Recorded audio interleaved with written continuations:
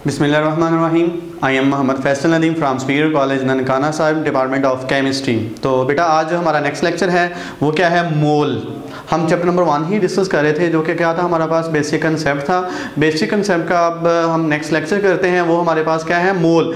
इस लेक्चर में हम डिस्कस करेंगे कि मोल क्या चीज़ है, ठीक है, और फिर हम मोल की डेफिनेशन को डिस्कस करेंगे, फिर वो कौन सी चीज़ें हैं जो मोल पे अफेक्ट करती हैं, फिर हम इसमें डिस्कस करेंगे सब्सटेंस को, और फर्दर हम इसमें क्या डिस्कस करते हैं, सब्सटेंस से जो एलिमेंट्स हैं, आयनिक कंपाउंड्स हैं, आयनिक स्पीशीज़ हैं, मॉलिक्यूलर कंपाउंड हैं, हम उनको डिस्कस करते हैं।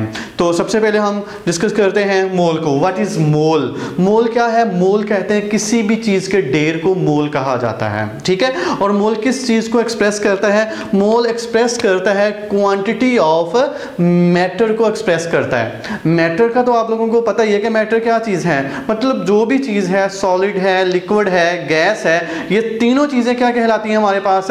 मैटर कहलाती हैं। और प्लाज्मा भी किस में आता है? मैटर में आता है। मतलब इन चारों चीज़ों की जो क्वांटिटी एक्सप्रेस करे उसे हम क्या कहते हैं? मोल कहते हैं, ठीक है। तो अब हम डिस्कस करते हैं मोल की डेफिनेशन। मोल की डेफिनेशन क्या है? Atomic mass, molecular mass, formula mass and ionic mass of substance expressed in gram is called mole. मतलब एटॉमिक मास हो, एटॉमिक मास किनका होता है? एलिमेंट्स का, ठीक है। मॉलिक्यूलर मास हो, वो किनका होता है? मॉलिक्यूलर कंपाउंड का। फार्मूला मास हो, ये किनका होता है? आयनिक कंपाउंड का। या आयोनिक मास हो, ये किनका होता है? आयनिक स्पीशीज का। अगर हम इन चार चीज़ों को ग्राम में एक्सप्रेस करते हैं तो इसको हम क्या कहेंगे? मोल कहेंगे। क्लियर है? अच्छा डियर स्टूडेंट्स, अब जो मोल है उसको हम किससे रिप्रेजेंट करते हैं? मोल को रिप्रेजेंट किया जाता है स्मॉल n से रिप्रेजेंट किया जाता है, ठीक है। अब मोल का फार्मूला क्या है? मोल का फार्मूला होता है the number of mole is equal to given mass in gram, given mass of element in gram, या given mass of ionic compound in gram, या given mass ionic species in gram, या given mass of formula unit in gram. मतलब चारों चीज़ों का हम जो मास लेते हैं गिवन, वो किस में लेंगे?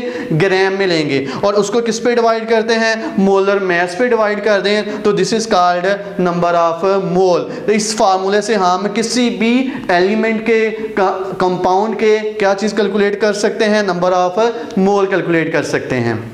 अब जो नंबर ऑफ मोल है, जो गिवन मास है, उसको हम किससे रिप्रेजेंट करते हैं? स्मॉल m से। और जो मोलर मास है उसको हम किससे रिप्रेजेंट करते हैं? कैपिटल M से रिप्रेजेंट करेंगे, ठीक हो गया। अच्छा बेटा, अब ये मैंने आपको पहले ही बताया कि जो हमारे पास मोल होता है उसमें क्या है, ये सब्सटेंस को हम डिस्कस करते हैं। अब सब्सटेंस चार चीज़ों पर डिपेंड करता है, एलिमेंट्स पे, मॉलिक्यूलर कंपाउंड पे, आयोनिक स्पीशीज पे और आयोनिक कंपाउंड पे।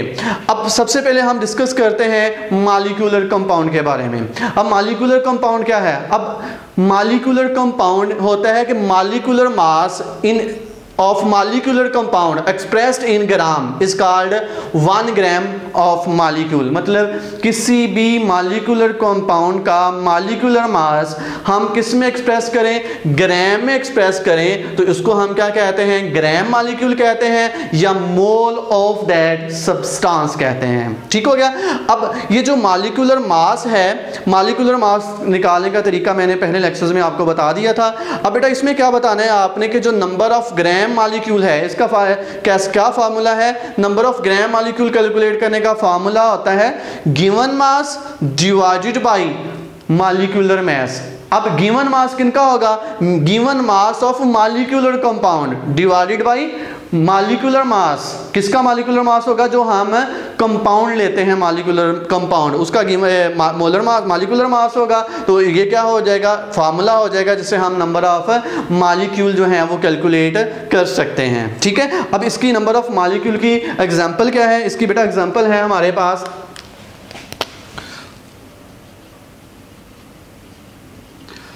1 gram molecule of H2O is equal to 18 gram. अब ये 18 ग्राम के कैसे इक्वल आ रहा है? हाइड्रोजन दो हैं, एक हाइड्रोजन का जो मास है वो कितना होता है 1.008 ग्राम अप्रोक्सीमेटली इज इक्वल टू 1, और दो हाइड्रोजन है तो दो हाइड्रोजन का मास कितना होगा 2 ग्राम होगा, ठीक है। और ऑक्सीजन का मास कितना है 16, तो 2 + 16 कितना आ गया 18 ग्राम आ गया। मतलब हम ये कहते हैं कि जो 1 ग्राम मॉलिक्यूल है वाटर का वो किसके इक्वल होगा 18 ग्राम के इक्वल होगा। इसी तरह एक और एग्जांपल इसकी हम कर सकते हैं। इसकी दूसरी एग्जांपल ये है 1 ग्राम मॉलिक्यूल ऑफ H2SO4 ये किसके इक्वल होगा 98 ग्राम के।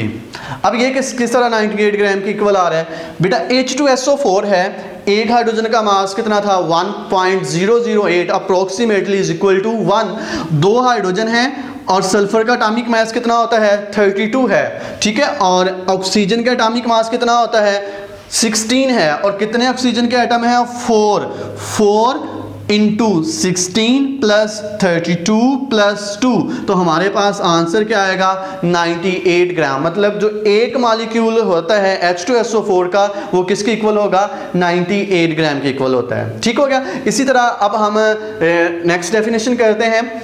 इसमें क्या है बेटा, इसमें आपने ये बताना है कि जो एटॉमिक मास होता है एलिमेंट का, अगर हम इसको ग्राम में एक्सप्रेस करें, एटॉमिक मास एक्सप्रेस्ड इन ग्राम किसका एलिमेंट का, तो इसको हम क्या कहते हैं ग्राम एटम कहते हैं, यहाँ क्या कहते हैं मोल ऑफ दैट एलिमेंट कहते हैं, ठीक है। तो मतलब अगर एटॉमिक मास है, एटम का मास है, अगर हम उसको ग्राम में एक्सप्रेस कर रहे हैं किसी भी एलिमेंट के एटॉमिक मास को, उसको हम क्या कहते हैं ग्राम एटम कहेंगे या मोल ऑफ दैट एलिमेंट कहते हैं। अब इसका फार्मूला क्या होता है, number of gram atom calculate करने का फार्मूला होता है गिवन मास डिवाइडेड बाई क्या होगा एटॉमिक मास, ठीक है। गिवन मास किसका होगा, given mass of element in gram divided by क्या हो जाएगा उसका एटॉमिक मास हो जाएगा। तो ये नंबर ऑफ ग्राम जो है एटम कैलकुलेट करने का फार्मूला है, और इसकी भी हमने एग्जांपल करनी है। इसकी एग्जांपल में क्या आएगा, इसकी एग्जांपल में आता है 1 ग्राम ऑफ हाइड्रोजन एटम, ये किसके इक्वल आएगा, ये इक्वल आएगा 1.008 ग्राम के इक्वल आ जाएगा, ठीक है। मतलब एक एटम है।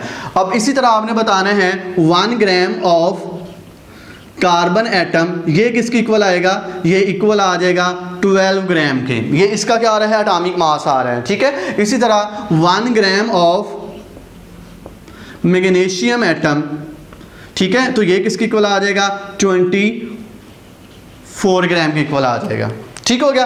तो बेटा ये हमारे पास जो एग्जांपल थी वो किसकी थी ग्राम एटम की। अब हम किसी भी चीज़ का, किसी भी एलिमेंट का यहाँ पे क्या लेंगे गिवन मास लेंगे, और जोन सा भी एलिमेंट होगा उसको उसके क्या करेंगे उसके एटॉमिक मास पे डिवाइड कर देंगे, तो हमारे पास क्या आ जाएंगे नंबर ऑफ ग्राम एटम आ जाएंगे, ठीक है। अब हम डिस्कस करते हैं आयनिक स्पीशीज़ को। अब आयनिक स्पीशीज़ में हमने क्या बताना है, आयनिक स्पीशीज़ में हम बताते हैं the ionic mass of ionic species expressed in gram is called 1 gram of iron or mole of that ion. मतलब अगर हम आयनिक मास को किसी भी आयनिक स्पीशीज़ के उसको ग्राम में एक्सप्रेस कर दें, उसको हम क्या कहते हैं ग्राम आयन कहते हैं या मोल ऑफ दैट आयन कहेंगे, ठीक है। और इसका भी फार्मूला ये नीचे लिखा हुआ है। इसका फार्मूला क्या होता है, number of gram ion calculate करने तो इसका फार्मूला होगा given mass of ionic species in gram divided by क्या होगा इसका आयोनिक मास होगा, ठीक है। अब आयोनिक मास कैसे निकालते हैं मैं इसकी आपको एग्जांपल भी बताता हूं और आपको ये भी एक्सप्लेन कर देता हूं। बेटा इसकी एग्जांपल है ग्राम आयन की एग्जांपल में आपने बताना है 1 gram of OH negative ion, ये किसकी इक्वल होगा। अब देखें हमारे पास जो ऑक्सीजन है इसका एटॉमिक मास कितना था, इसका एटॉमिक मास था 16 और हाइड्रोजन का एटॉमिक मास कितना था 1, तो हमारे पास ये कितना आ गया 17 ग्राम के, ठीक हो गया।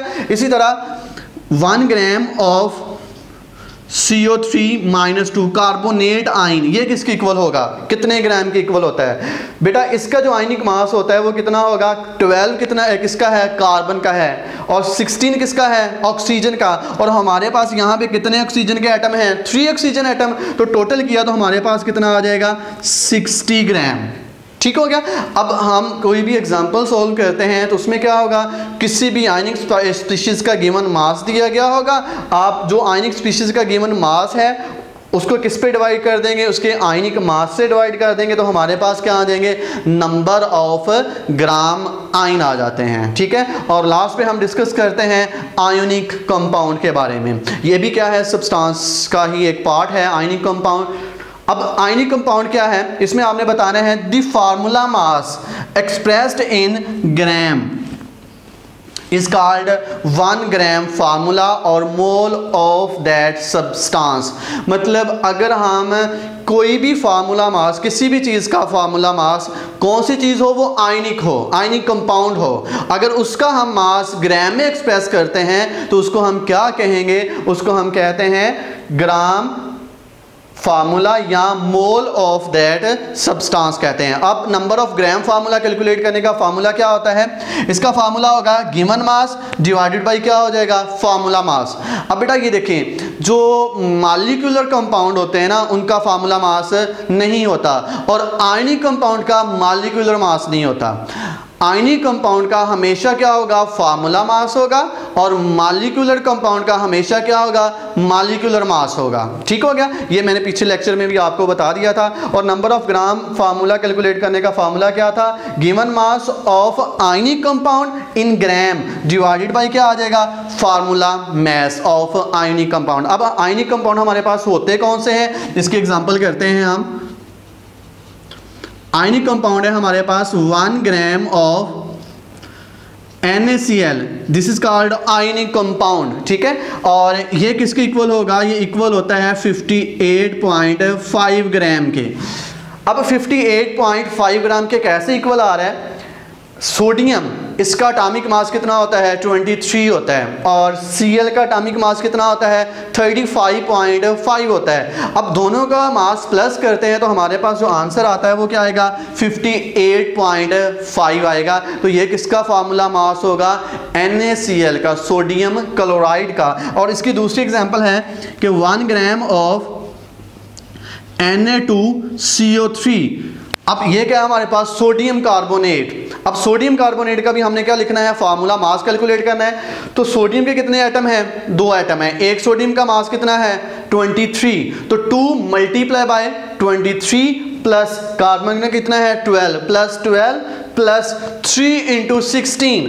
3 इंटू 16 क्यों किया, क्योंकि हमारे पास जो ऑक्सीजन का मास है वो कितना आ रहा है, 16 ग्राम आ रहा है। तो जब हम इसको सॉल्व करते हैं तो हमारे पास आंसर क्या आएगा, 106 ग्राम।